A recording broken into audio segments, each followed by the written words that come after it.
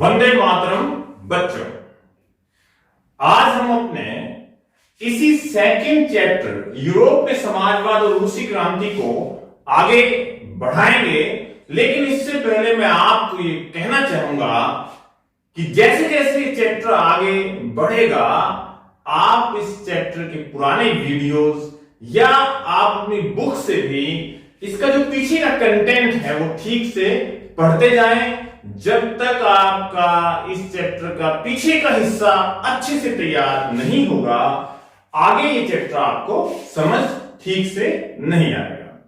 जैसे कि उदारवाद क्या था, रूढ़िवाद क्या था, समाजवाद क्या था, ठीक है, यूरोप में समाजवाद कैसे फैला, ये सब चीजें आपको पता होनी चाहिए। और इसके लिए मैं आपसे पुनः ये कहूंगा कि आप इस चैप्टर के वीडियोस जो हैं वो लगातार एक साथ देखते जाएं। बात करते हैं आज के टॉपिक पे। आज हम पढ़ेंगे 2.3 रूस में समाजवाद, द सोशलिज्म इन रशिया। बिल्कुल जैसे हमने अपने 1.4 में यूरोप में समाजवाद के लिए समर्थन पढ़ा था, 1.3 में यूरोप में समाजवाद कैसे आया वो पढ़ा था, उसी तरह से आज हम 2.3 में पढ़ेंगे रूस में समाजवाद। आपने अभी पिछले ही पॉइंट में देखा कि रूस की 1914 से पहले सामाजिक स्थिति क्या थी, आर्थिक स्थिति क्या थी, किसानों की हालत क्या थी, मजदूरों की हालत क्या थी। तो वो पृष्ठभूमि आपके काम आएगी, वो ज्ञान भी यहां इस बिंदु को, इस पॉइंट को समझने में काम आएगा। बात करते हैं इस टॉपिक पे। तो ये जो 1914 का समय था, हमने देखा रूस में राजतंत्र था, निरंकुश सत्ता थी, जार निकोलस वहां का राजा था। इसलिए सभी राजनीतिक पार्टियां वहां पर गैर कानूनी थी। किसी भी राजनीतिक पार्टी को रूस में मान्यता नहीं थी।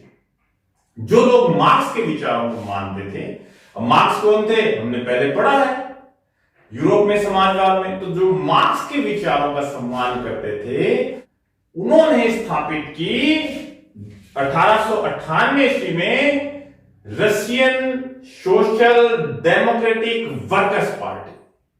ठीक है, अब इस पार्ट मैं हमेशा कहता हूं आपको कि टाइटल यदि आप ढंग से देखते हैं तो बहुत सी चीजें स्पष्ट हो जाती है। ये जो पार्टी थी जो 1898 में स्थापित हुई, Russian social democratic workers party, इसको हिंदी में कहते हैं रूसी सामाजिक लोकतांत्रिक श्रमिक पार्टी। इसके शीर्षक से ही स्पष्ट है, इसके टाइटल से ही स्पष्ट है कि ये वर्कर्स यानी मजदूरों की पार्टी थी। सोशल यानी समाजवादी पार्टी थी और मजदूरों का संगठन था। तो इस पार्टी ने अपना एक अखबार भी निकाला और निश्चित रूप से, जैसा कि इसके नाम से ही स्पष्ट है, इसने मजदूरों की समस्याओं के लिए संघर्ष किया, मजदूरों की मांगों को उठाया और उनकी हड़ताल वगैरह आयोजित की। समस्याएं क्या थी ये भी आप पहले पढ़ चुके हैं। काम के घंटे ज्यादा थे, वेतन कम मिलता था। तो इस तरह के मुद्दों पर इस पार्टी ने काम किया। लेकिन कुछ रूस के समाजवादियों को ऐसा लगता था कि श्रमिक जो है, मजदूर जो है, वो सही क्रांति का नेतृत्व नहीं कर सकते, बल्कि किसान जो है वही क्रांति की मुख्य ताकत बन सकते हैं। The peasant would be the main force of revolution, यानी क्रांति जो है किसानों के द्वारा ही आ सकती है। अभी हमने 2.2 में देखा ही था कि बार बार रूस के किसान अपनी जमीन को कम्यून को सौंप देते थे और कम्यून उनको बराबर बांट देती थी। तो ये जो रूस के किसानों की एक व्यवस्था थी, उसको कुछ लोग कहते थे कि अपने आप में ये स्वभाव से ही समाजवादी है। रूस के जो किसान हैं वो अपने आप में समाजवादी है, इसलिए क्रांति उन्हीं के द्वारा लाई जा सकती है। इस प्रकार की विचारधारा वाले लोगों ने 1900 में सामाजिक क्रांतिकारी यानी सोशलिस्ट रिवोल्यूशनरी पार्टी की स्थापना की। तो अब देखो, आप दो दल हो गए हैं उसमें। एक तो हो गए हैं सोशलिस्ट डेमोक्रेटिक वर्कर्स पार्टी वाले यानी social Democrats, and second socialist revolutionary. एक पार्टी है जो मजदूरों की सपोर्ट कर रही है, दूसरी पार्टी है जो किसानों की सपोर्ट कर रही है। अब लेनिन जो है, लेनिन लोकतांत्रिक समाजवादी पार्टी के नेता थे और सोशल डेमोक्रेट्स थे। उनको यह लगता था कि ये जो सोशलिस्ट रिवोल्यूशनरी कह रहे हैं, सामाजिक क्रांतिकारी जो कह रहे हैं, किसान स्वभाव से ही समाजवादी है, ये बात सही नहीं है। यानी इन दोनों में आपस में मतभेद था। किस बात को लेकर? एक कह रहे हैं किसानों से क्रांति होगी, दूसरे कह रहे हैं मजदूरों से क्रांति होगी। लेनिन का यह मानना था कि किसान खुद भी बढ़े हुए हैं। हमने भी रूस की सामाजिक और आर्थिक स्थिति में देखा था कि किसान भी बटे हुए थे। Peasant were also divided like workers, मजदूर भी बटे हुए थे। लेनिन कहते थे कि कुछ अमीर किसान हैं, कुछ गरीब किसान हैं, कुछ छोटे हैं, कुछ बड़े हैं, और कुछ बड़े किसान छोटे किसानों को अपने यहां नौकरी पर भी रखते हैं। तो ये कैसे समाजवादी हुए? ये रूस के समाजवादियों में आपसी मतभेद थे। एक और चीज याद रखने वाली है, सोशल डेमोक्रेट्स के अंदर भी संगठन की रणनीति को लेकर, स्ट्रेटेजी ऑफ ऑर्गेनाइजेशन को लेकर मतभेद थे। ये क्या था? ये मतभेद ये था कि लेनिन को ये लगता था, लेनिन सोशल डेमोक्रेट्स जिसे बाद में हम अभी पढ़ेंगे उसके नेता थे, उनको ये लगता था कि पार्टी को बहुत ही अनुशासित रखना चाहिए, क्योंकि जार का शासन है और जार बहुत खतरनाक है, वो दबा देगा अगर हम डिसिप्लिन में नहीं रहेंगे। तो बहुत समर्पित लोगों की पार्टी होनी चाहिए, लिमिटेड चाहे हो, अनुशासित होने चाहिए, संख्या चाहे सीमित हो। तो लेनिन के इस विचार को मानने वाले कहलाए बोल्शेविक। ठीक है, बोल्शेविक यानी लेनिन के समर्थक जो कहते थे कि पार्टी अनुशासित होनी चाहिए। दूसरे लोग कहलाए मेंशेविक।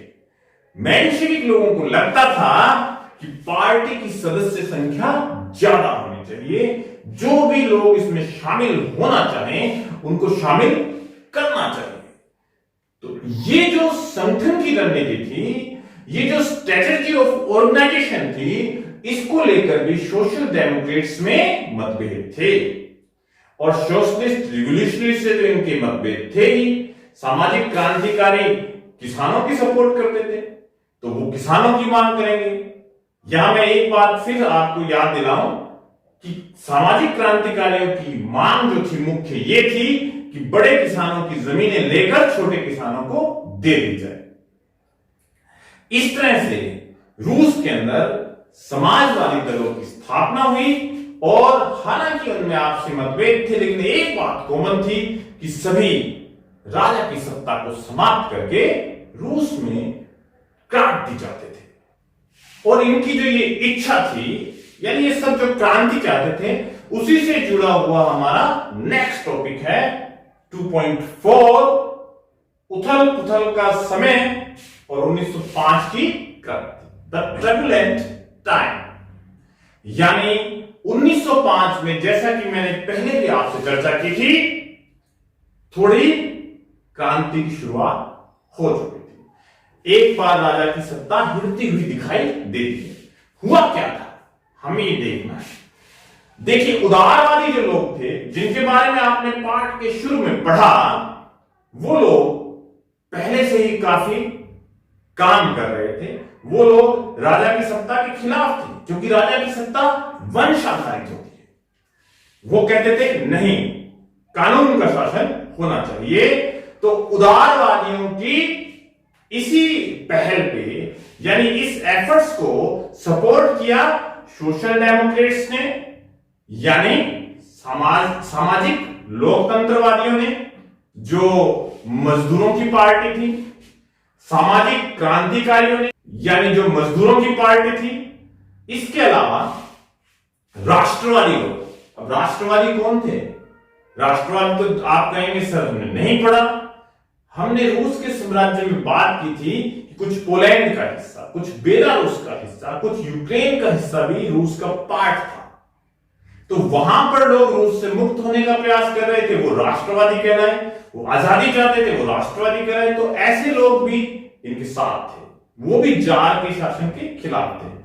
तो social Democrats, socialist revolutionaries and nationalist यानी राष्ट्रवादी, और इनके साथ जदीदियों ने भी। जदीदी लोग कौन थे? जदीदी लोग थे मुस्लिम्स। याद कीजिए, हमने ये बात की थी रूस के साम्राज्य में कि वहां कुछ मुस्लिम भी थे, कुछ बौद्ध भी थे, कुछ कैथोलिक भी थे, कुछ प्रोटेस्टेंट्स भी थे। हालांकि बहुमत जो है वो रशियन ऑर्थोडॉक्स चर्च का था। तो जो ऐसे मुस्लिम जो सुधारवादी थे, जो सुधार चाहते थे, वो कहलाते थे जदीदी। तो इन जदीदी लोगों ने भी उदारवादियों की सपोर्ट की। सभी लोगों ने मिलकर क्रांति की प्लानिंग की, आप ऐसा कह सकते हैं। तो इन सब का समर्थन था। तो असली घटनाक्रम प्रारंभ कैसे हुआ? The real action begins now, यानी क्रांति अब शुरू होती है। 1904 का जो समय था वो रूस के मजदूरों के लिए काफी बुरा समय था। वहां पर बहुत से मजदूरों में बेरोजगारी फैल गई थी। कीमतों में बहुत ज्यादा बढ़ोतरी से उनका वेतन जो है वो एक तरह से अनुपात में, रेशो में बहुत कम हो गया था। तो मजदूरों के काफी संगठन भी बनने लगे थे, जैसा कि हमने बात की। और आप जानते हैं कि उदारवादियों के बहुत से उद्योग थे, उदारवादी निजी संपत्ति के समर्थक थे। तो ये एक ऐसी सिचुएशन बनी कि काफी मजदूरों के संगठन उनकी हालत में सुधार के लिए मांग कर रहे थे। और मांगे क्या हो सकती है? जो समस्या है वही मांगे होंगी। आपको पता है कि मजदूरों के काम के घंटे बहुत ज्यादा थे, तो काम के घंटे कम करने की मांग थी। वेतन बहुत कम था, तो वेतन बढ़ाने की मांग थी। कार्य स्थितियां यानी जो उनकी वर्किंग कंडीशन थी, जो उनका अकोमोडेशन और सैनिटेशन से संबंधित इशू था, वो भी इनकी मांग थी सुधारने की। इन मांगों को लेकर बहुत से संगठन बन चुके थे। तभी एक घटना घटी। 1904 में रूस के अंदर एक संगठन बना जिसका नाम था असेंबली ऑफ रशियन वर्कर्स। इसी संगठन के 4 सदस्यों को प्यूतिलो आयरन वर्क्स, एक फैक्ट्री का नाम था प्यूतिलो आयरन वर्क्स, उस फैक्ट्री ने इस संगठन के 4 सदस्यों को नौकरी से निकाल दिया। तो बहुत से मजदूर सेंट पीटर्सबर्ग में, याद आया आपको? हमने पढ़ा था कि रूस में सिर्फ 2 ही औद्योगिक केंद्र थे, सेंट पीटर्सबर्ग और मॉस्को।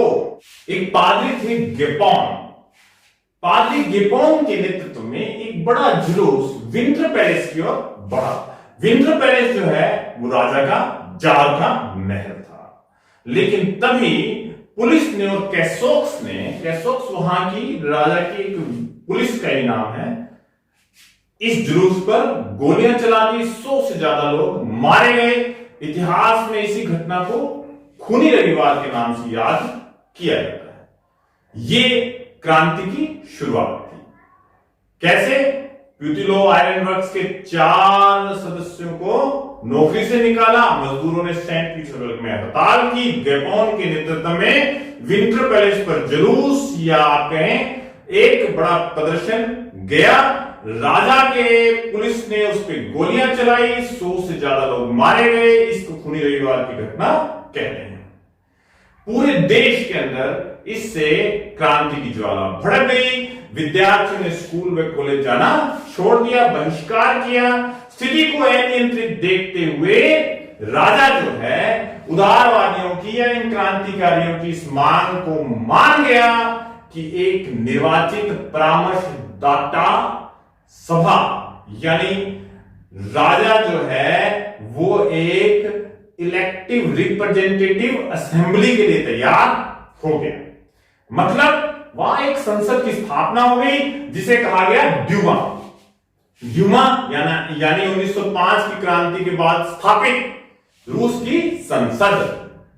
लेकिन एक गड़बड़ थी, वो ये कि संविधान के नीचे शासन करने को राजा तैयार हो गया, संविधान की मांग को राजा ने मान ली, पर इस संविधान में एक धारा थी कि राजा जब चाहे ड्यूमा को भंग कर सकता है। और ऐसा ही हुआ।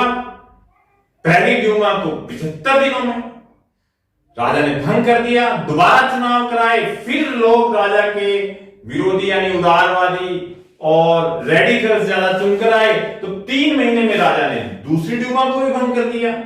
उसके बाद दोबारा से इलेक्शन में राजा ने फेरबदल करके पूरी की पूरी ड्यूमा में अपने समर्थक कौन थे? रूढ़िवादी, कंजर्वेटिव। और कंजर्वेटिव कौन थे अगर जानना है तो पाठ की शुरुआत में आप पढ़ें अथवा इसके पुराने वीडियोस देखें। तो तीसरी ड्यूमा में वो सभी रूढ़िवादी भर दिए गए।